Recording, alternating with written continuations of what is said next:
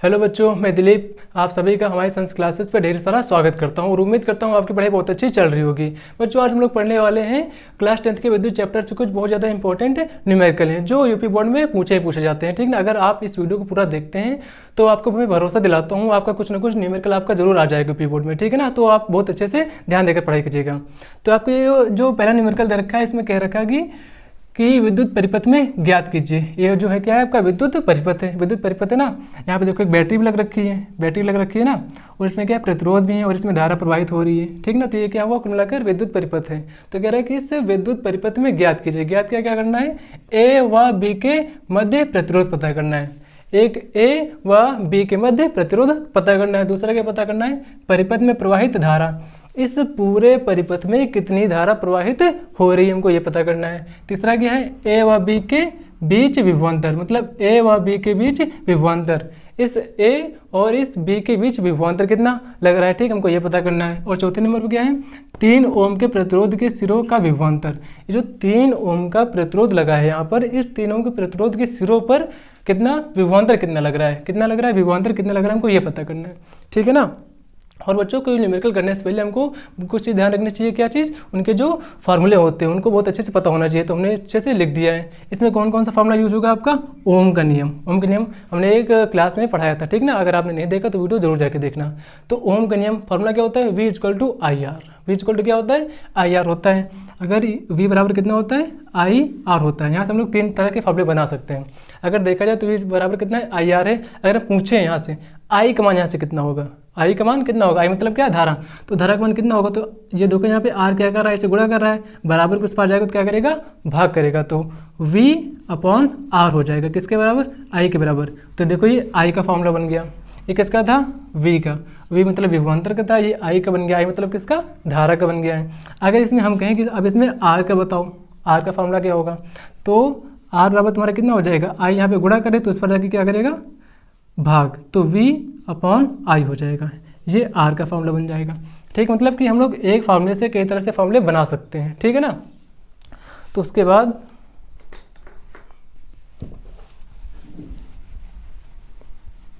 ये आपका पहला फार्मूला हुआ ना ओम का नियम वाला। दूसरा इसमें जो लगेगा श्रेणी क्रम, हमको प्रतिरोधों को संयोजन करने में पता होना चाहिए कि उसका फार्मूला क्या होता है। श्रेणी क्रम फार्मूला होता है क्या, R = R1 + R2 + R3। ये श्रेणी क्रम संयोजन का फार्मूला होता है। उसके बाद आता है कौन सा, आपका समांतर क्रम संयोजन। समांतर क्रम संयोजन मतलब कि 1/R = 1/R1 + 1/R2 + 1/R3। ये सारे के सारे हमने अच्छे से पढ़ा रखा है। ठीक है ना। तो चलो अब चलते हैं, ए व बी के बीच प्रतिरोध पता करना है। ए व बी के बीच प्रतिरोध पता करना है। देखो यहाँ से धारा जा रही है, उसके बाद क्या होगा कि यहाँ पे धारा बढ़ जाएगी, कुछ धारा यहाँ चली जाएगी, कुछ धारा यहाँ पर चली जाएगी। ठीक है ना। तो और देखते क्या है कि देखो एक 4 ओम का प्रतिरोध लगा है और कौन सा 2 ओम का प्रतिरोध लगा हुआ है, और एक ऐसे लगे हुए हैं श्रेणी क्रम लगे हुए हैं ना। और श्रेणी क्रम मतलब क्या होता है, एक के जस्ट बाद दूसरा आ जाए प्रतिरोध ना। देखो ये वाला है, उसके जस्ट बाद कौन सा है, ये वाला है। तो मतलब कैसे, श्रेणी क्रम में लगे हुए हैं। अगर देखा जाए इसको, अगर क्या ये ऐसा बनाओ, इसको अगर खींच के ऐसा कर दिया जाए, कुछ ऐसा दिखेगा।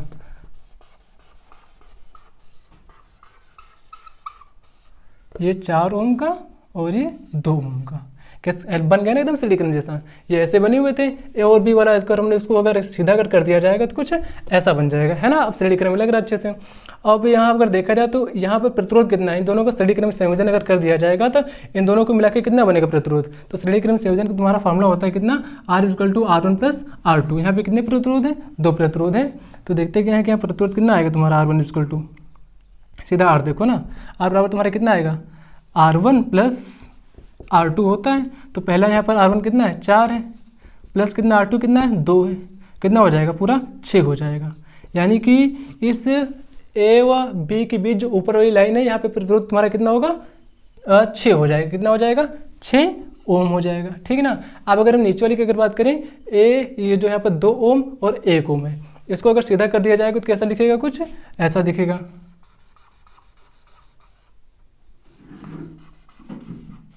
ये पहला क्या था, 2 ओम था, फिर कौन सा था, 1 ओम है। अब देखो लग रहा है पूरा श्रेणी क्रम जैसा। और श्रेणी क्रम जैसा अगर है तो इसका फॉर्मूला क्या होता है, R = R1 + R2 होता है। तो देखेंगे क्या कि R1 बराबर यहाँ पे कितना है, 2 है, R2 बराबर कितना है, 3 है, 1 है। 1 है ना, तो 2 और 1 कितना हो जाएगा, 3 हो जाएगा। कितना हो जाएगा, 3 ओम। और देखो ये कितना आर बराबर कितना आ गया, 3 ओम आ गया। ठीक है ना, मतलब इस ऊपर वाले को अगर हम अच्छे से अगर करेंगे स्टडी करेंगे तो ऊपर कितना आ जाएगा, ऊपर आ जाएगा 6 ओम आ जाएगा, नीचे कितना आ जाएगा, 3 ओम आ जाएगा। ठीक है ना, इतनी बात क्लियर हुई है ना, इतनी बात क्लियर। अगर हम लोग आगे देखें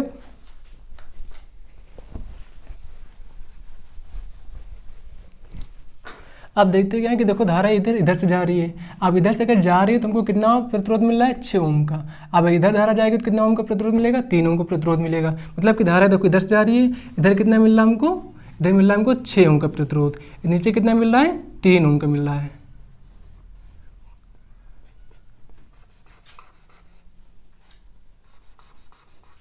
ऊपर कितना मिल रहा है, 6 ओम का, नीचे कितना मिल रहा है, 3 ओम का।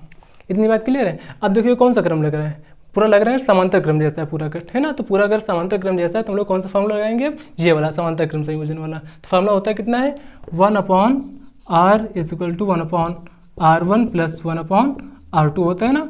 तो अगर देखा जाए तो r1 तुम्हारा कितना है, 6 है, तो 1 कितना हो जाएगा, 6 हो जाएगा।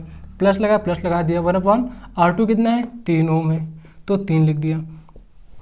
अब यहाँ पे क्या करना है, भिन्न वाला जोड़ घटाव करना है नॉर्मल सा। ठीक है ना, इधर हम लोग क्या करेंगे, 2 से उधर गुणा कर देंगे, 2 से ऊपर गुणा कर देंगे, तो इनके हर कैसे हो जाएंगे, बराबर हो जाएंगे। हर जब बराबर हो जाएंगे तो हर को हम लोग एक बार लिख लेते हैं, ऊपर वालों को क्या कर देंगे, जोड़ देंगे। तो यहाँ पे कितना था, 2 1 कम 2 और 2 1 कितना हो जाएगा, 3 हो जाएगा। तो 1/r इक्वल टू कितना हो गया, 3/6 हो गया। और उसको अगर काटेंगे 3 1 कम 3, 3 दूनी कितना हो जाएगा, 6 हो जाएगा। तो इस 1/r के बराबर कितना बचा, 1/2, 1/2 बचेगा, 1/2। अगर देखा जाए तो आर का मान तुम्हारा कितना आ गया, 2 आ गया। आर का मान कितना आ गया, यहाँ पर 2 आ गया है। तो सिर्फ अगर देखा जाए इस ए व बी के बीच प्रतिरोध कितना है, 2 ओम है। कितना है, 2 ओम है। सिंपल से हम लोगों ने पहले किया कैसे, पहले हम लोगों ने ऊपर वाला देख लिया, फिर क्या किया, फिर नीचे वालों को देख लिया। अब ऊपर लोग जब देखा तो कैसे लग रहे थे, श्रेणी क्रम में लग रहे थे। अब नीचे वालों फिर से देखा तो कैसे लग रहे थे, श्रेणी क्रम में लग रहे थे। अब दोनों को हमने जब सॉल्व किया तो कैसे बन गए, कुछ समांतर क्रम में बन गए। जब समांतर क्रम में बन गए तो इनको हमने समांतर क्रम का फॉर्मूला लगाकर सॉल्व किया तो कितना आया, आर बराबर 2 ओम आया। कितना आया है, 2 ओम आया है। ठीक है ना, तो हम लोग इसको क्या करेंगे, थोड़ा लिखेंगे अच्छे से। तो R1 बराबर कितना है अपना, हम लोग क्या देखते हैं, इस 4 ओम को और 2 को अगर मिला देंगे तो मान लेंगे क्या कि अपना एक पहला प्रतिरोध है R1। ठीक है ना, तो R1 तुम्हारा कितना है, एक 4 प्लस 2 को मिला के तुम्हारा बन गया क्या, R1। तो R1 बना कितना है, 6 ओम बना है। R1 तुम्हारा कितना बना है, 6 ओम का बना है। और नीचे वाले को 2 ओम और 1 ओम को अगर मिलाएंगे तो इसको हम लोग क्या मान लेते हैं कि R2 है। 2 ओम प्लस 1 ओम को मिलाते तो कितना बन जाता है, 3 ओम। ये तुम्हारा कितना बन गया है, R2 बन गया है। ठीक है ना, अब जब इन दोनों को हमने मिला दिया है तो श्रेणी क्रम को अगर मिला दिया तो बन गया क्या, एक समांतर क्रम। जब समांतर क्रम का फॉर्मूला लगाते हैं हम लोग तो कितना होता है, 1/r equal to 1/r1 plus 1/r2 होता है। तो 1/r1 तुम्हारा कितना है, 6 और R2 तुम्हारा कितना है, 3 है। R2 कितना है, 3 है। इसको अगर अच्छे से अगर सॉल्व किया जाए तो हर बराबर करने के लिए इधर 2 से गुणा कर देंगे, ऊपर भी 2 से गुणा करना पड़ेगा। तो यहाँ पे देखो 6 हो गए, यहाँ पे कितना हो जाएगा, 6 हो जाएगा। तो हर बराबर हो गए इनके, तो ऊपर हर अगर बराबर हो गए तो ऊपर जितनी भी संख्या होगी इनको जोड़ लेंगे। तो यहाँ पे लिखा है 1, यहाँ कितना लिखा है, 2 लिखा है। तो 2 और 1 कितना हो जाएगा, 3/6। तो 1/r इक्वल टू कितना हो जाएगा, कट जाएगा, कितना बचेगा यहाँ से, 2 बचेगा, 1/2 बचेगा, 1/2। तो सीधा r बराबर तुम्हारा कितना आ गया, 2 आ गया, 2 आ गया है ना। इस r बराबर तुम्हारा कितना आ गया है, 2 आ गया बड़े आराम से। ठीक है ना, तो a व b के मध्य प्रतिरोध तुम्हारा कितना आ गया है, 2 ओम आ चुका है। कितना है, 2 ओम आ चुका है। ठीक है ना, पहला पॉइंट आपका क्लियर होता है। अब लोग बात करते हैं दूसरे पॉइंट की। ठीक है ना,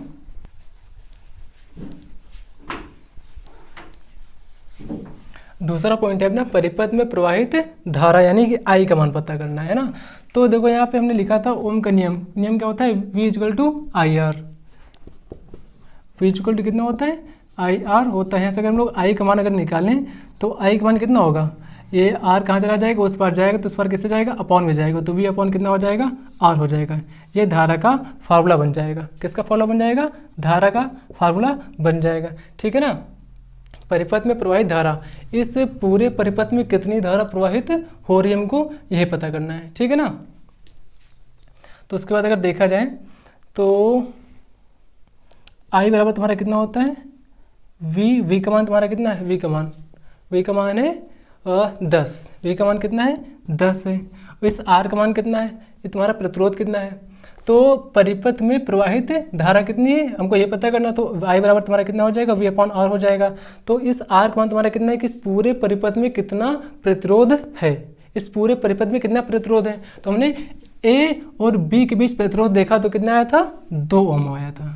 कितना आया था, 2 ओम आया था। लेकिन देखो तुम्हारे लास्ट में कुछ एक तीसरा ओम भी तो दिख रहा है, प्रतिरोध दिख रहा है ना। तो ये तीसरा ओम क्या हो जाएगा कि ये देखो ये ये पूरा जो प्रतिरोध है कितना है, 2 ओम का है। उसके बाद तुम्हारा कौन सा आ जाएगा, ये तीसरा वाला आ जाएगा। तो कुछ ये ऐसा दिखेगा आपको, यहाँ पे प्रतिरोध तुम्हारा कितना है, 2 ओम का है। कितना है, 2 ओम का है। और यहाँ पे कौन सा लगा हुआ है, 3 ओम का लगा हुआ है। कितने का लगा हुआ है, 3 ओम का लगा हुआ है। कुछ ऐसा दिख जाएगा आपको, ठीक है ना।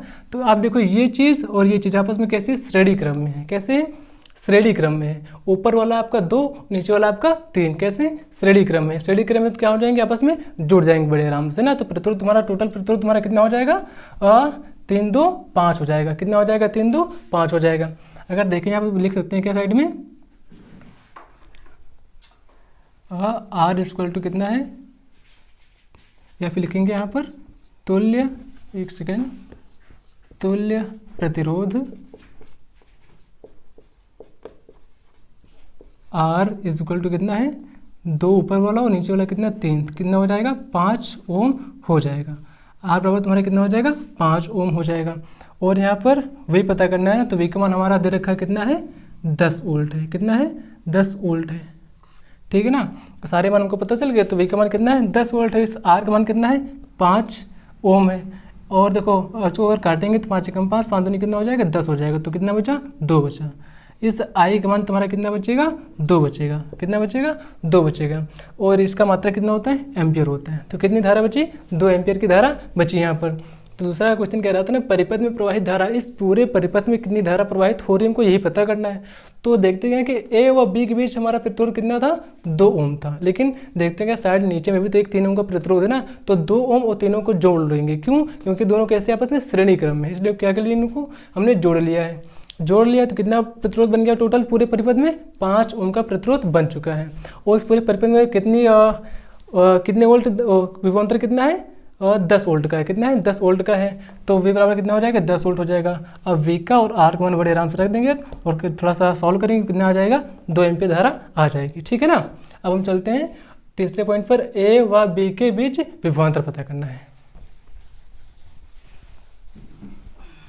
अगला पॉइंट है अपना ए व बी के बीच विभवांतर। ए व बी के बीच विभवांतर पता करना है। तो ए यहाँ पर है, बी यहाँ पर है, इनके बीच विभवांतर पता करना है। और इनके बीच अपना प्रतिरोध है कितना, 2 ओम का प्रतिरोध है। कितना है, 2 ओम का प्रतिरोध है। कहाँ पर, ए और बी के बीच में। और अगर देखा जाए तो इस पूरे परिपथ में धारा कितनी है, 2 एम्पियर की धारा थी, अभी हमने देखा ना। तो ए व बी के बीच विभवांतर, विभवांतर का फार्मूला क्या होता है, अभी देखा हम लोगों ने क्या, V equal to I R होता है, V equal to I R होता है। तो विभवांतर अगर हमको पता करना है तो फार्मूला है आई आर, और इस आई का मान कितना हमने देखा ना अभी, कितना है, 2 है। कितना है, 2 है। और आर कितना है, आर मतलब हम लोगों ने देखा था ना, कितना है, 2 है। आर भी कितना है, 2 है, 2 है। तो कितना हो जाएगा, 2 दूनी 4। तो वी का मान कितना आ जाएगा, 4 वोल्ट आ जाएगा। अभी हम लोगों ने देखा था ना कि आई का मान कितना था, 2 था। और इस ए और बी के बीच प्रतिरोध कितना है, 2 था। कितना था, 2 था, ठीक है ना। और इन दोनों का मान उठा के यहाँ पर रखेंगे तो अपना विभवांतर कितना आ जाएगा, 4 वोल्ट आ जाएगा, ठीक ना। बहुत आसान से न्यूमेरिकल है, एकदम छोटे छोटे से। अगला अपना क्या है कि 3 ओम के प्रतिरोध के सिरों का विभवांतर।